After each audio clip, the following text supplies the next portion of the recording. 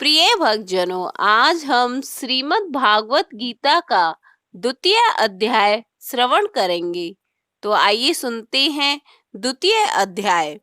संजय बोले, उस प्रकार करुणा से व्याप्त और आंसुओं से पूर्ण तथा व्याकुल नेत्रों वाले शोक युक्त उस अर्जुन के प्रति भगवान मधुसूदन ने यह वचन कहा। श्री भगवान बोले, हे अर्जुन, तुझे इस असमय में यह मोह किस हेतु से प्राप्त हुआ? क्योंकि ना तो यह श्रेष्ठ पुरुषों द्वारा आचरित है और ना ही स्वर्ग को देने वाला है और ना कीर्ति को करने वाला ही है। इसलिए हे अर्जुन, नपुंसकता को मत प्राप्त हो, तुझ में यह उचित नहीं जान पड़ती है।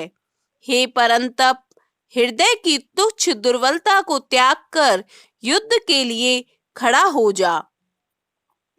अर्जुन बोले, हे मधुसूदन, मैं रणभूमि में किस प्रकार बाणों से भीष्म पितामह और द्रोणाचार्य के विरुद्ध लड़ूंगा, क्योंकि हे अरिसूदन, वे दोनों ही पूजनीय हैं। इसलिए इन महान बाप गुरुजनों को ना मारकर मैं इस लोक में भिक्षा का अन्न भी खाना कल्याणकारक समझता हूँ, क्योंकि गुरुजनों को मारकर भी इस लोक में रुधिर से सने हुए अर्थ और काम रूप भोगों को ही तो भोगूंगा। हम यह भी नहीं जानते कि हमारे लिए युद्ध करना और ना करना, इन दोनों में से कौन सा श्रेष्ठ है, अथवा यह भी नहीं जानते कि उन्हें हम जीतेंगे या हमको वे जीतेंगे, और जिनको मारकर हम जीना भी नहीं चाहते, वे ही हमारे आत्मीय धृतराष्ट्र के पुत्र हमारे मुकाबले में खड़े हैं। इसलिए कायरता रूप दोष से उपहत हुए स्वभाव वाला तथा धर्म के विषय में मोहित चित्त हुआ मैं आपसे पूछता हूँ कि जो साधन निश्चित कल्याणकारक हो वह मेरे लिए कहिए, क्योंकि मैं आपका शिष्य हूँ। इसलिए आपके शरण हुए मुझको शिक्षा दीजिए, क्योंकि भूमि में निष्कंटक धन धान्य संपन्न राज्य को और देवताओं के स्वामी पने को प्राप्त होकर भी मैं उस उपाय को नहीं देखता हूँ जो मेरी इंद्रियों के सुखाने वाले शोक को दूर कर सके। संजय बोले, हे राजन, निद्रा को जीतने वाले अर्जुन अंतर्यामी श्री कृष्ण महाराज के प्रति इस प्रकार कहकर फिर भी श्री गोविंद भगवान से युद्ध नहीं करूंगा, यह स्पष्ट कहकर चुप हो गए। हे भरतवंशी धृतराष्ट्र, अंतर्यामी श्री कृष्ण महाराज दोनों सेनाओं के बीच में शोक करते हुए उस अर्जुन को हंसते हुए यह वचन बोले। श्री भगवान बोले, हे अर्जुन, तू ना शोक करने योग्य मनुष्य के लिए शोक करता है और पंडितों के से वचनों को कहता है, परंतु जिनके प्राण चले गए हैं उनके लिए और जिनके प्राण नहीं गए हैं उनके लिए भी पंडित जन शोक नहीं करते। ना तो ऐसा ही है कि मैं किसी काल में नहीं था, तू नहीं था, अथवा ये राजा लोग नहीं थे, और ना ऐसा ही है कि इससे आगे हम सब नहीं रहेंगे। जैसे जीवात्मा की इस देह में बालकपन, जवानी और वृद्धा अवस्था होती है, वैसे ही अन्य शरीर की प्राप्ति होती है। उस विषय में धीर पुरुष मोहित नहीं होता। हे कुंती पुत्र, सर्दी, गर्मी और सुख दुख को देने वाले इंद्रिय और विषयों के संयोग तो उत्पत्ति विनाशशील और अनित्य हैं। इसलिए हे भारत, उनको तू सहन कर,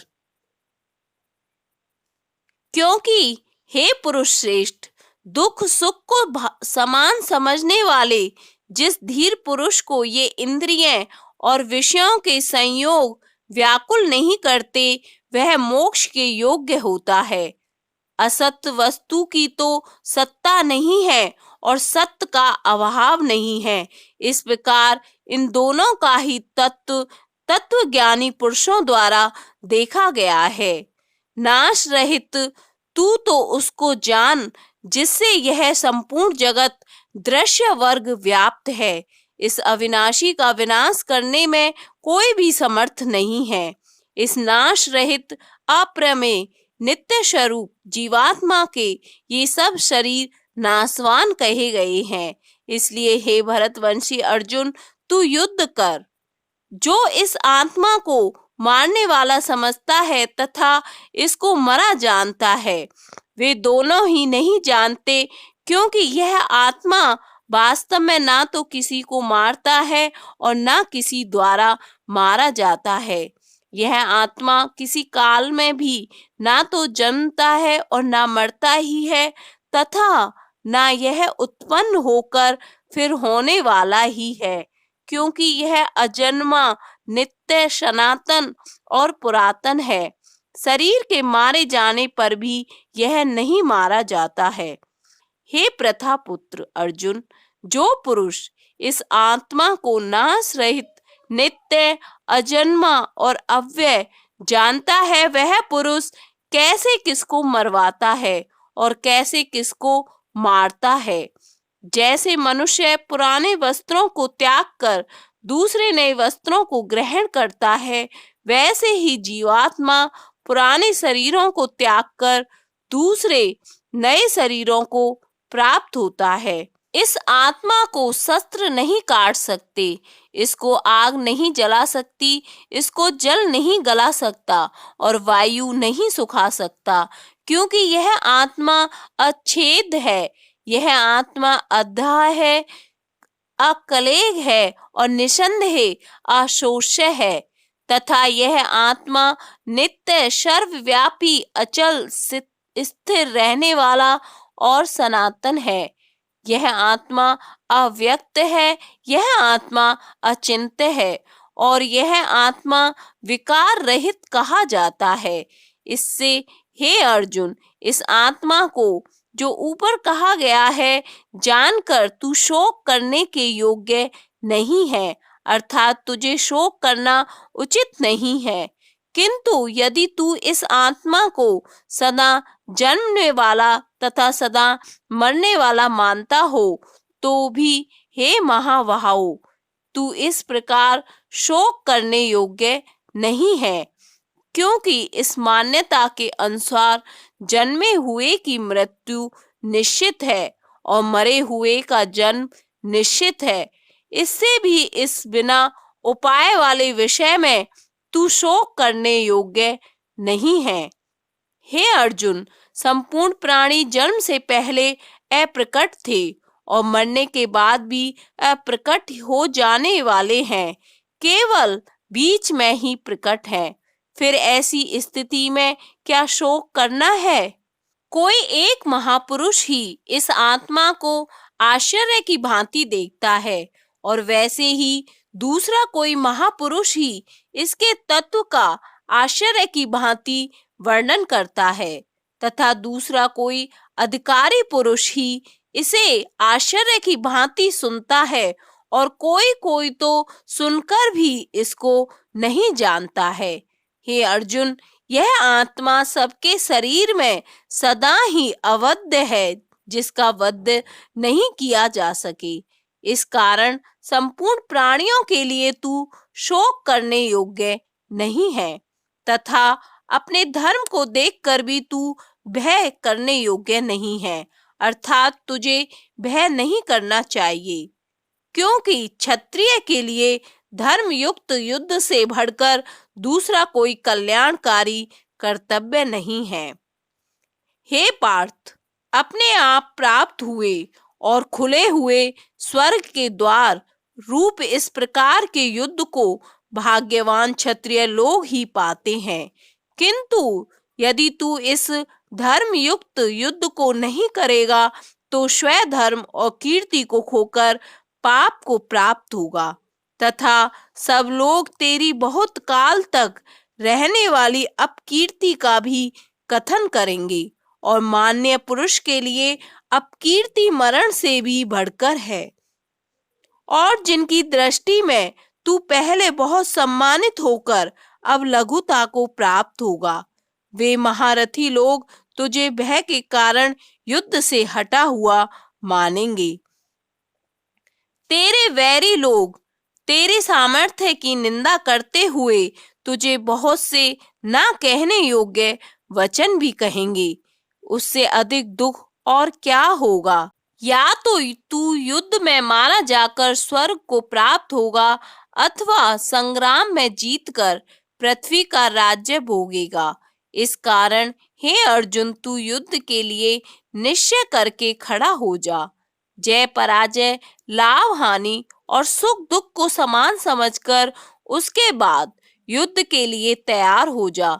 इस प्रकार युद्ध करने से तू पाप को नहीं प्राप्त होगा। हे पार्थ, यह बुद्धि तेरे लिए ज्ञान योग के विषय में कही गई और अब तू इसका कर्म योग के विषय में सुन। जिस बुद्धि से युक्त हुआ तू कर्मों के बंधन को भली भांति त्याग देगा, अर्थात सर्वथा नष्ट कर डालेगा। इस कर्म योग में आरंभ का अर्थात बीज का नाश नहीं है और उल्टा फल रूप दोष भी नहीं है, बल्कि इस कर्म योग रूप धर्म का थोड़ा सा भी साधन जन्म मृत्यु रूप महान भय से रक्षा कर लेता है। हे अर्जुन, इस कर्म योग में निश्चय आत्मिका बुद्धि एक ही होती है, किंतु अस्थिर विचार वाले विवेकहीन सकाम मनुष्यों की बुद्धियां निश्चय ही बहुत भेदों वाली और अनंत होती हैं। हे अर्जुन, जो भोगों में तन्मय हो रहे हैं, जो कर्म फल के प्रशंसक वेद वाक्यों में ही प्रीति रखते हैं, जिनकी बुद्धि में स्वर्ग ही परम प्राप्य वस्तु है और जो स्वर्ग से बढ़कर दूसरी कोई वस्तु ही नहीं है, ऐसा कहने वाले हैं। वे अविवेकी जन इस प्रकार की जिस पुष्पित अर्थात दिखाऊं शोभा युक्त वाणी को कहा करते हैं, जो कि जन्म रूप कर्म फल देने वाली एवं भोग तथा ऐश्वर्य की प्राप्ति के लिए नाना प्रकार की बहुत सी क्रियाओं का वर्णन करने वाली हैं। उस वाणी द्वारा जिनका चित्त हर लिया गया है, जो भोग और ऐश्वर्य में अत्यंत आसक्त हैं, उन पुरुषों की परमात्मा में निश्चय आत्मिका बुद्धि नहीं होती। हे अर्जुन, वेद उपर्युक्त प्रकार से तीनों गुणों के कार्य रूप समस्त भोगों एवं उनके साधनों का प्रतिपादन करने वाले हैं। इसलिए तू उन भोगों एवं उनके साधनों में आसक्तिहीन, हर्ष शोक आदि द्वंद्वों से रहित नित्य वस्तु परमात्मा में स्थित योग क्षेम को ना चाहने वाला और स्वाधीन अंतकरण वाला हो। सब ओर से परिपूर्ण जलाशय के प्राप्त हो जाने पर छोटे जलाशय में मनुष्य का जितना प्रयोजन रहता है, ब्रह्म को तत्व से जानने वाले ब्राह्मण का समस्त वेदों में उतना ही प्रयोजन रह जाता है। तेरा कर्म करने में ही अधिकार है, उसके फलों में कभी नहीं। इसलिए तू कर्मों के फल हेतु मत हो तथा तेरी कर्म ना करने में भी आसक्ति ना हो। हे धनंजय, तू आसक्ति को त्याग कर तथा सिद्धि और असिद्धि में समान बुद्धि वाला होकर योग में स्थित हुआ। कर्तव्य कर्मों को कर, समत्व उसके पूर्ण होने पर और ना होने में तथा उसके फल में संभाव रहने का नाम समत्व है। ऐसा योग कहलाता है। इस समत्व रूप बुद्धि योग में सकाम कर्म अत्यंत ही निम्न श्रेणी का है। इसलिए हे धनंजय, तू समबुद्धि में ही रक्षा का उपाय ढूंढ, अर्थात बुद्धि योग का ही आश्रय ग्रहण कर, क्योंकि फलों के हेतु बनने वाली अत्यंत दीन है। समबुद्धि युक्त पुरुष पुण्य और पाप दोनों को इस लोक में त्याग देता है, अर्थात उनसे मुक्त हो जाता है। इससे तू समत्व रूप योग में लग जा। यह समत्व रूप योग ही कर्मों में कुशलता है, अर्थात कर्म बंध से छूटने का उपाय है। क्योंकि समबुद्धि से युक्त ज्ञानी जन कर्मों से उत्पन्न होने वाले फल को त्याग कर जन्म रूप बंधन से मुक्त हो निर्विकार परम पद को प्राप्त हो जाते हैं। जिस काल में तेरी बुद्धि मोह रूपी दल को भली भांति पार कर जाएगी, उस समय तू सुनने में आने वाले इस लोक और परलोक संबंधी सभी भोगों से वैराग्य को प्राप्त हो जाएगा। भांति भांति के वचनों को सुनने से विचलित हुई तेरी बुद्धि जब परमात्मा में अचल और स्थिर ठहर जाएगी, तब तू योग को प्राप्त हो जाएगा, अर्थात तेरा परमात्मा से नित्य संयोग हो जाएगा। अर्जुन बोले, हे केशव, समाधि में स्थित परमात्मा को प्राप्त हुए स्थिर बुद्धि पुरुष का क्या लक्षण है? वह स्थिर बुद्धि पुरुष कैसे बोलता है, कैसे बैठता है और कैसे चलता है?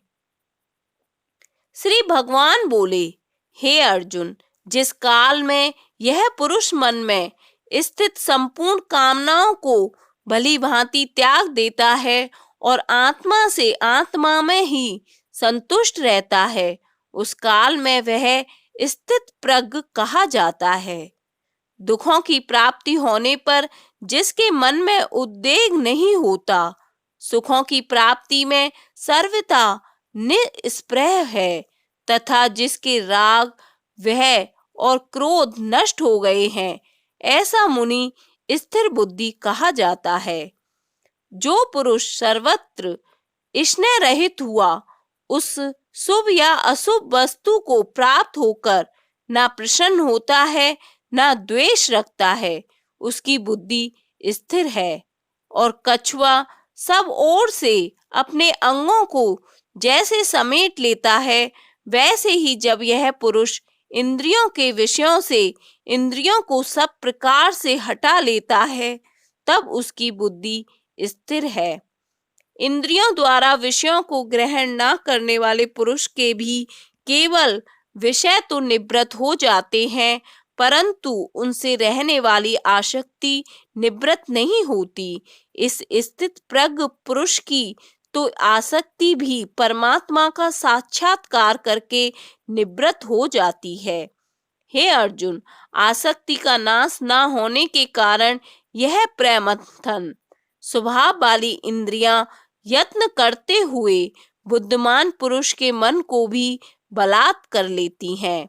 इसलिए साधक को चाहिए कि वह उन संपूर्ण इंद्रियों को वश में करके समाहित चित्त हुआ मेरे परायण होकर ध्यान में बैठे हुए, क्योंकि जिस पुरुष की इंद्रियां वश में होती हैं, उसी की बुद्धि स्थिर हो जाती है।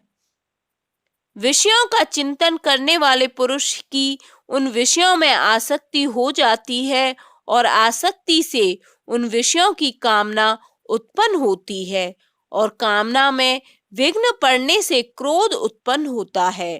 क्रोध से अत्यंत मूढ़ भाव उत्पन्न हो जाता है।